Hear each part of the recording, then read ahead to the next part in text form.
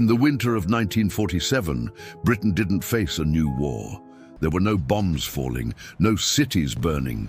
Instead, people stood in silence outside shops before dawn, not knowing if food would still be there when the doors opened. The war had ended nearly 2 years earlier. Victory had been declared. The country had spent $25 billion to win it. And yet, in the coldest winter in decades, Britain discovered something far more unsettling than defeat. It could no longer feed itself. Bread, the one food never rationed during the Blitz, was suddenly limited. Meals shrank quietly. Children grew tired faster. Older people noticed first, because they had seen this pattern before. Not starvation. Something slower. Something that settles in. This isn't a story about famine. It's a story about what happens after victory. When the system everyone depends on keeps working just enough to hide how close it is to failure. And before we go any further, think about this. If your local shops stopped restocking tomorrow, how many days do you think your home would really be fine? Tell me in the comments where you're watching from, and how long you think you'd last before it started to feel serious. Because in 1947, an entire country had to find out the answer together, one cold winter morning at a time. The winter returned to Britain in early 1947, as if the war had never ended. Snow settled over cities that were still scarred by bombing, streets narrowed by rubble, buildings patched together with temporary fixes that were never meant to face another hard season. Coal smoke hung low in the air when it appeared at all. Temperatures fell below 10 degrees, 14 degrees, across large parts of the country and stayed there for weeks, freezing canals, rail lines, and ports that Britain depended on to survive. In London, buses ran late or not at all. In industrial towns, workers walked miles through snow to factories that would soon shut down anyway. Outside small grocery shops, queues formed before sunrise. Not the loud, chaotic lines people imagine, but long, quiet rows of men and women standing still, ration books folded in gloved hands, waiting for doors to open that might have very little behind them. This wasn't supposed to be happening anymore. Britain had officially won the war 19 months earlier. In May 1945, the country had spent nearly $25 billion on the war effort, an amount so large it left Britain deeply in debt to the United States, owing more than $4 billion under post-war loan agreements. Rationing had been tolerated during the war because it made sense. Ships were being sunk, imports were dangerous. Sacrifice felt temporary and necessary. But now the war was over, soldiers were home, and people believed, truly believed, that life was about to loosen its grip. Instead, winter tightened it. By January, shop windows that once displayed modest but reliable staples looked strangely empty. Meat rations were already low, fats almost non-existent, sugar tightly controlled. Then came the announcement that stunned the country: bread would be rationed. Britain had never rationed bread before, not during the Blitz, not during the darkest years of bombing. Bread was considered untouchable, a psychological line no government crossed. Now, in peacetime, that line was gone. Adults were limited to roughly 9 ounces per week, children slightly more. It wasn't starvation, but it was a message, and people understood it immediately. Older Britons felt it first. Men and women who remembered World War I, who had lived through shortages in the 1920s, recognized the signs almost instinctively. Portions shrinking, substitutions replacing real food, queues growing longer even when deliveries hadn't increased. Younger people, especially those who had survived the recent war, told themselves this was temporary, a shipping delay, a bad winter, something that would pass by spring. The older ones didn't argue, they just waited quietly because they knew what came next when systems started to strain. Behind the scenes, the numbers were brutal. Before the war, Britain imported over 60% of its food. After the war, its merchant fleet was damaged, foreign currency reserves were nearly exhausted, and global supply routes were still unstable. Each week of winter disrupted ports and railways further, slowing deliveries of grain, meat and dairy products that Britain could no longer produce for itself. Food didn't disappear overnight. It thinned, and thinning is more frightening than absence because it stretches uncertainty across weeks instead of days. Inside homes, meals became exercises in arithmetic. Families calculated calories the way accountants calculated expenses. Mothers planned menus days in advance, knowing exactly which ration points would be spent and which had to be saved. Children noticed plates looked emptier but were told it was normal. Radios played on in the background, carrying government appeals for patience, endurance, restraint. The language sounded familiar, wartime language. But this time there was no clear enemy and no promised end. By the time the snow reached its deepest and the queues its longest, a quiet realization began to settle over the country. Britain had survived the war, but it had entered the winter unprepared for peace. And whatever this season was becoming, it was not a short-term inconvenience. It was something colder, heavier, and far more unsettling, because it meant that even after victory, the most basic promise of modern life, enough food on the table, was no longer guaranteed. Long before newspapers framed it as a crisis, before ministers spoke carefully at the dispatch box, there was a small group of people who understood exactly what was happening and why it was dangerous. They were not economists or officials. They were older Britons, men and women in their 50s, 60s and 70s who had lived through World War I, the shortages of the early 1920s, and the long years when Britain learned painfully how thin the line between stability and scarcity could be. They noticed the changes not because they were dramatic, but because they were familiar. Portions didn't just shrink, they shrank. In a particular way, shopkeepers stopped promising delivery dates. Substitute foods appeared where real ones used to be. Margarine replaced butter, then vanished too. Meat was stretched with fillers. Cheese became rare enough to be talked about. These weren't inconveniences to them, they were signals. Younger people, especially those who had just come through the Second World War, reacted differently. To them, hardship felt temporary by default. The war had trained an entire generation to believe that endurance always led somewhere, to victory, to peace, to relief. In 1946, average wages were rising slightly, employment was high, and government messaging focused on rebuilding and recovery. There was money in circulation but little to buy. A working-class family might earn $6 to $7 a week, yet still stand in queues for hours because supply, not income, was the problem. To younger households, this felt like a delay. To older ones, it felt like the beginning of something longer. The older generation understood something most others didn't yet grasp. Scarcity doesn't announce itself. It reveals itself in patterns.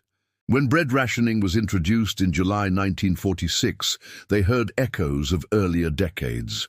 When rations failed to ease month after month, they noticed how official language shifted, from promises to explanations, from explanations to appeals. They watched queues lengthen, even on days when deliveries arrived. They saw shops open with confidence in the morning and close early by afternoon, shelves stripped not by panic, but by necessity. They knew that when a system starts distributing absence evenly, it's already under stress. They also understood the arithmetic of hunger. Britain's official ration provided roughly 2,800 calories per day on paper, but that number assumed every item was available every week, which increasingly wasn't the case.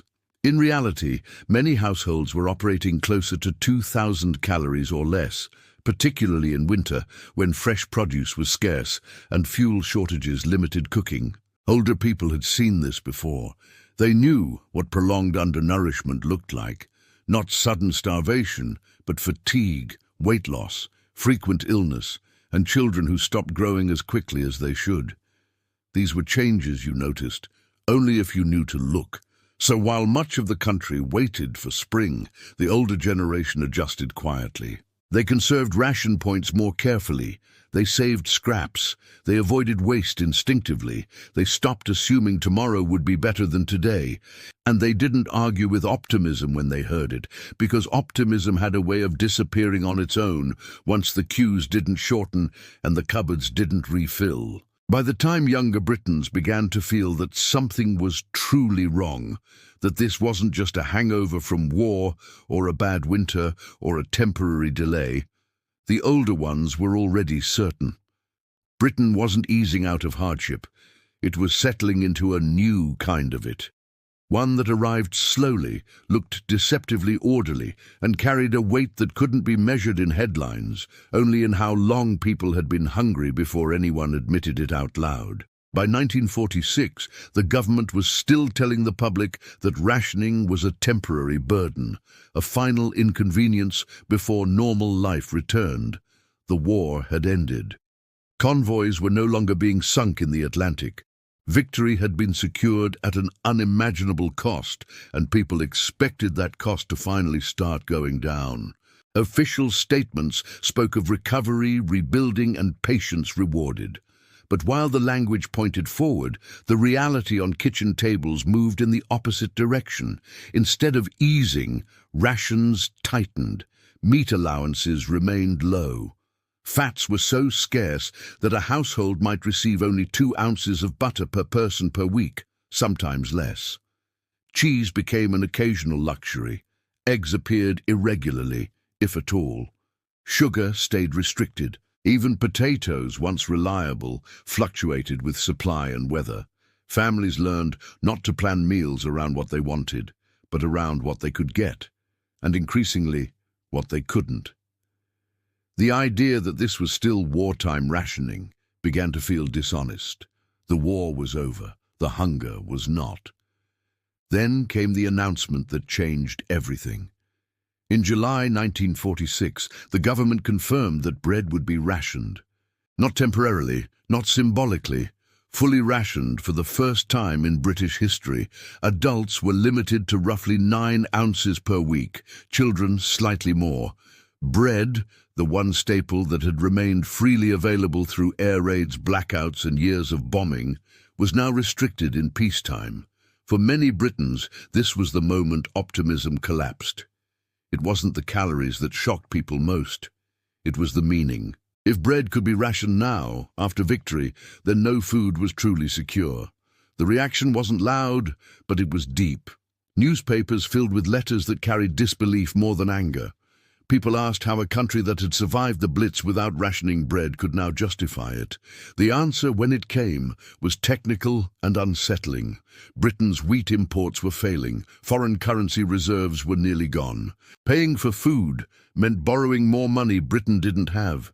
Each loaf represented not just nourishment, but debt. Bread rationing wasn't a policy choice.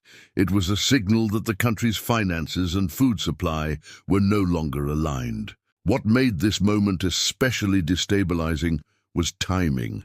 Rationing had been sold as the price of war. Now it became the price of peace. People who had endured years of restriction with the promise of eventual relief were being told, implicitly, that relief had been postponed indefinitely. The social contract shifted.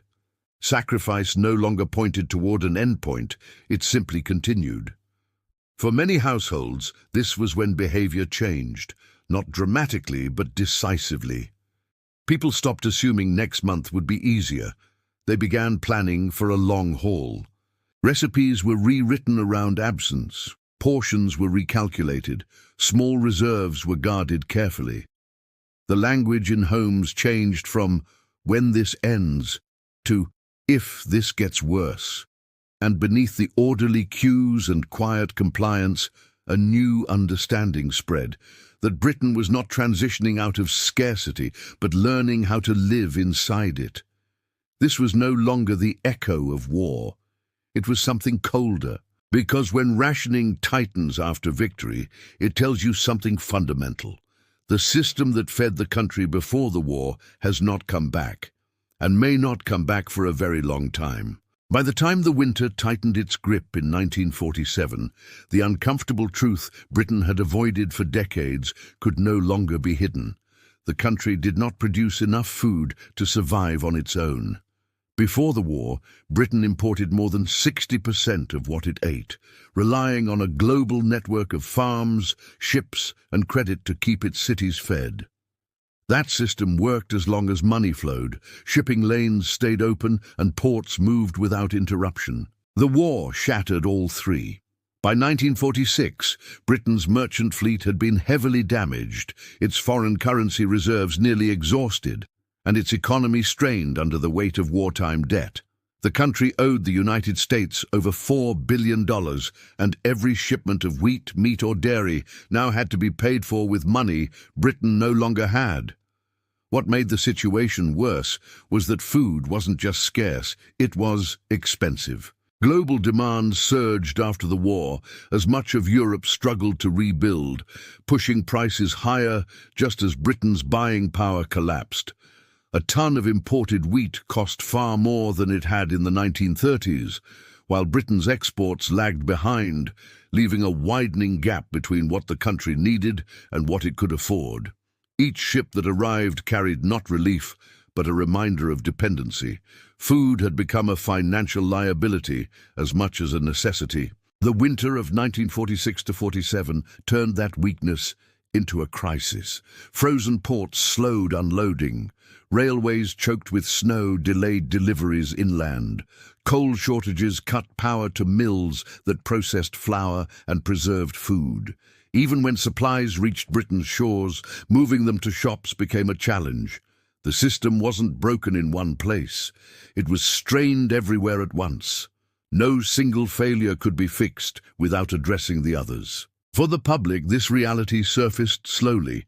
Shops opened with less stock than expected, deliveries arrived unpredictably, foods disappeared not permanently, but intermittently, creating a cycle of hope and disappointment that stretched for months.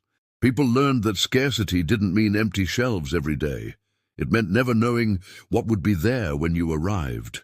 And uncertainty, more than hunger, wore people down. Behind closed doors, officials understood the danger clearly. Britain could not simply wait out the winter. Without imports, cities would go hungry. Without credit, imports would stop. And without fuel, even available food couldn't be distributed efficiently. The war had ended, but the supply chains that once fed the country were still fractured, and rebuilding them would take years, not months. This was the moment when the crisis stopped being about patience or sacrifice and became something structural. Britain wasn't short of food because of bad weather alone.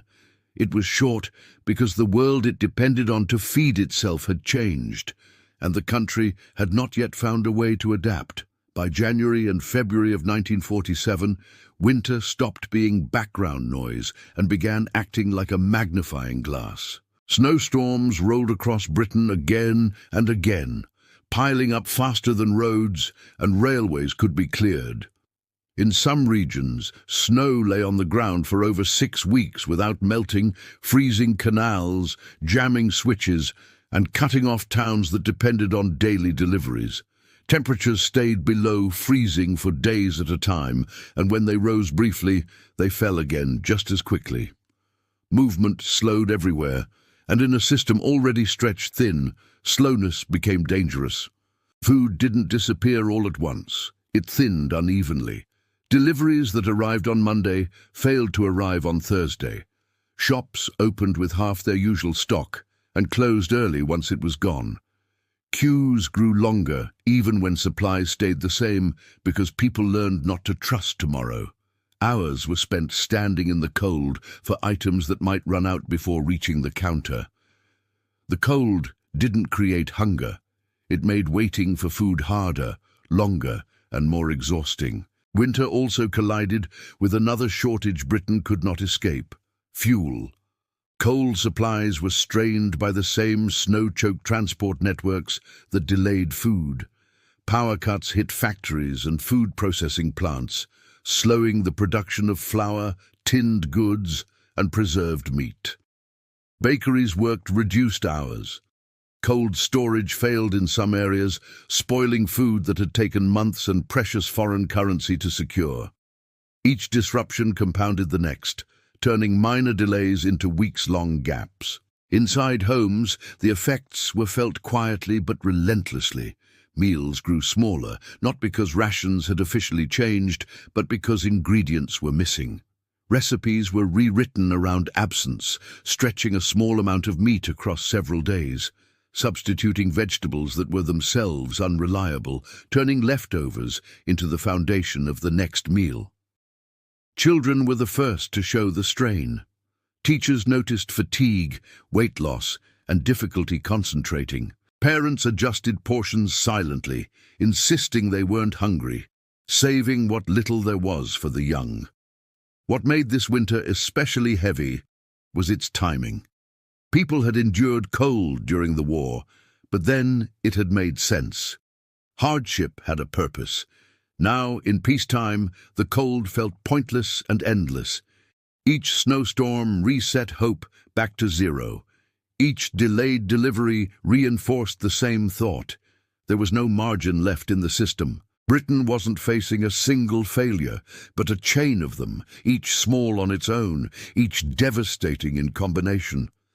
By the time the snow finally began to recede, scarcity had already settled into daily life. Winter had done more than slow Britain down. It had stripped away the illusion that food shortages were temporary, revealing a deeper reality, that survival now depended not on victory or effort, but on endurance through uncertainty. By the middle of 1947, scarcity was no longer something people discussed in queues or read about in newspapers. It had moved fully inside the home, into kitchens, cupboards, and daily routines, where it reshaped life in ways that were invisible from the outside.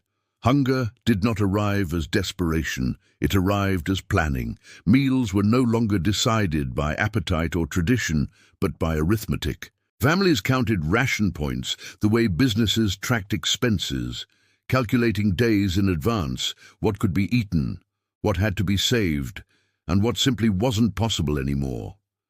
A week's worth of food might be laid out on a table not to be cooked, but to be studied. Cooking became an act of improvisation. Recipes were rewritten again and again, stripped down to essentials, then stripped further when those essentials disappeared. Meat was stretched across several meals, minced, diluted, or replaced entirely. Fats were so scarce that frying became rare. Baking changed completely, relying on substitutes that altered texture, taste, and nutrition. Housewives learned to make meals filling rather than satisfying, designed to quiet hunger rather than please. What mattered was not flavor, but endurance. Children noticed changes even when adults tried to hide them. Portions were smaller. Sweets were rare. Milk was measured carefully. Teachers reported students arriving at school tired, unfocused, slower to grow. Doctors spoke cautiously about undernourishment, aware that this was not famine, but something harder to define, a prolonged state of barely enough. Parents adjusted silently. Many skipped meals or ate less themselves, framing it as thrift or preference, unwilling to admit that the household's margins had vanished. What made this period especially heavy was how evenly it spread. Scarcity blurred class lines. The middle class, accustomed to stability, discovered that money did not guarantee supply. A professional earning a steady wage might still stand in the same queue as a factory worker, ration book in hand, waiting for food that might already be gone. Restaurants closed or offered stripped-down menus. Social life contracted around what could be afforded in ration points rather than pounds. Hospitality, once a point of pride, became difficult, even embarrassing. Fuel shortages deepened the strain. Cooking itself became a challenge as coal and electricity were rationed alongside food. Ovens were used sparingly. Hot meals were planned around heat availability rather than hunger. Kitchens grew cold quickly. Washing up was delayed to conserve hot water. The home, once a place of refuge from winter, began to feel like another environment that required management and restraint. Despite all this, there was no visible breakdown. People adapted, They shared tips quietly, traded knowledge rather than goods, learned how to live smaller lives within tighter limits. Complaints were rare, not because conditions were easy, but because everyone understood that complaining would not produce food. Endurance became habitual. Hunger was not dramatic enough to revolt against, but constant enough to change behavior permanently. Inside British homes, the food crisis revealed its true cost, not starvation, but the slow erosion of certainty, the loss of spontaneity, the shrinking of comfort, the realization that even after victory, daily life could still be defined by absence, and that surviving it required patience, discipline, and a willingness to accept less indefinitely, without knowing when normal would ever return. What is striking, looking back at 1947, is not how close Britain came to collapse, but how it avoided it. There were no nationwide riots over food, no mass unrest in the streets, no sudden rejection of authority. In a country exhausted by war, hunger did not explode outward. It turned inward, absorbed quietly by routines that had already been shaped by years of discipline. The habits of endurance learned during bombing raids and ration books did not disappear with peace. They simply shifted focus. Britain in the late 1940s was still a society trained to wait. People were accustomed to rules that governed daily life, to shortages explained as necessary, to the idea that restraint was not failure but responsibility. The memory of the war was not distant history. It was still recent, still personal. Most adults had lived under far worse conditions only a few years earlier. Compared to air raids, evacuation, and the constant fear of loss, standing in a queue for bread felt survivable. Hard, yes, but familiar. Social pressure played a powerful role. Complaining openly about food was often seen as selfish or ungrateful, especially when others were believed to be worse off. Communities enforced restraint without needing enforcement. People watched each other. They shared the same shortages, the same queues, the same thin meals. Scarcity was collective, not isolated, and that shared experience prevented panic. When everyone has less, envy weakens. Resentment has nowhere obvious to land. The government, for all its limitations, understood this psychology. Messaging emphasized fairness and endurance rather than comfort or speed. Rationing was framed as equal suffering, not mismanagement. Everyone received the same allowances. No group was publicly exempt. That mattered. Even when food was scarce, the sense that scarcity was evenly distributed kept trust from collapsing completely. There was also nowhere else to go. Britain was an island with few alternatives. People could not opt out of the system. They adapted because adaptation was the only option. Gardens were replanted, allotments expanded, small acts of self-reliance filled gaps where imports failed. None of this solved the crisis, but it softened it enough to prevent breakdown. Britain didn't break in 1947 because it had already been bent. Years of enforced patience had reshaped expectations. People no longer assumed that comfort was automatic or permanent. They assumed it was conditional, temporary, something that could be withdrawn without warning. That mindset, born in war and carried into peace, became the country's quiet defense against hunger. Endurance in this case was not heroic. It was learned.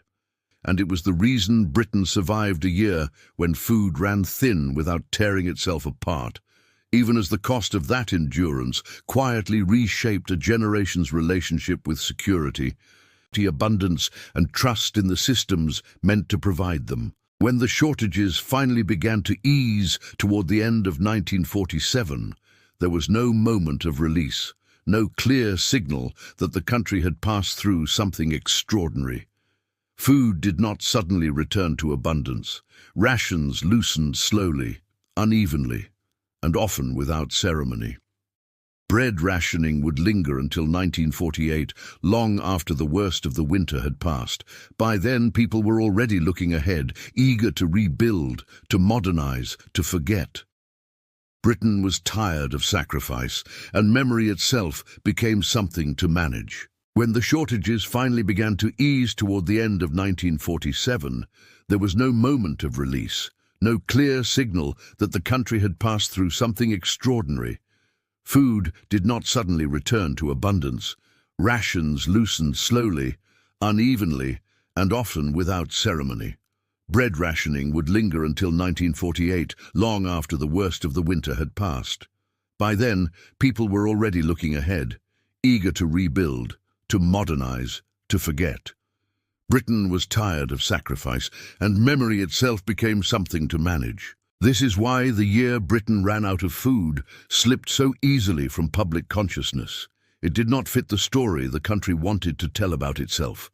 Victory in 1945 was supposed to mark a turning point. The moment hardship ended and reward began. Hunger after victory complicated that narrative. It suggested that winning a war did not guarantee stability and that survival could still demand restraint even when the enemy was gone. That was not a lesson anyone was eager to preserve. There were no defining images to hold on to.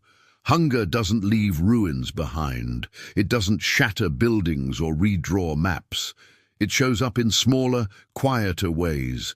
Thinner bodies, smaller meals, habits that linger long after necessity fades. These are difficult to photograph and even harder to commemorate. Without a single disaster to point to, the experience dissolved into private memory, carried mostly by those who had lived through shortages before and recognized them again. As Britain moved into the 1950s, the country's priorities shifted. New homes were built. Consumer goods returned. Imports increased. The language of progress replaced the language of endurance. Ration books were eventually put away, and with them, the memory of how close the system had come to failing. The generation that remembered hunger grew older. The next one grew up surrounded by relative abundance, unaware that scarcity had once followed victory so closely. Yet the warning never truly disappeared. It lived quietly in habits. The reluctance to waste food, the instinct to plan meals carefully, the unease around empty cupboards. It lived in a national tendency toward restraint, an understanding that comfort could be temporary, and that systems, once strained, did not recover overnight. The year Britain ran out of food was not erased because it was unimportant. It was erased because it was uncomfortable. It challenged the belief that progress moves in a straight line, and that hardship belongs only to moments of obvious crisis. History often remembers explosions and endings. It forgets the long, quiet years in between, the ones where nothing dramatic happens, but everything essential is tested. And in 1947, Britain passed that test, not by abundance, but by endurance, a fact easy to overlook and far easier to forget. This is why the year Britain ran out of food slipped so easily from public consciousness. It did not fit the story the country wanted to tell about itself. Victory in 1945 was supposed to mark a turning point, the moment hardship ended and reward began.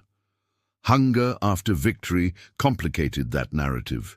It suggested that winning a war did not guarantee stability, and that survival could still demand restraint even when the enemy was gone. That was not a lesson anyone was eager to preserve. There were no defining images to hold on to. Hunger doesn't leave ruins behind. It doesn't shatter buildings or redraw maps. It shows up in smaller, quieter ways, thinner bodies, smaller meals, habits that linger long after necessity fades. These are difficult to photograph and even harder to commemorate. Without a single disaster to point to, the experience dissolved into private memory, carried mostly by those who had lived through shortages before and recognized them again. As Britain moved into the 1950s, the country's priorities shifted. New homes were built, consumer goods returned, imports increased. The language of progress replaced the language of endurance. Ration books were eventually put away, and with them, the memory of how close the system had come to failing. The generation that remembered hunger grew older. The next one grew up surrounded by relative abundance, unaware that scarcity had once followed victory so closely. Yet the warning never truly disappeared.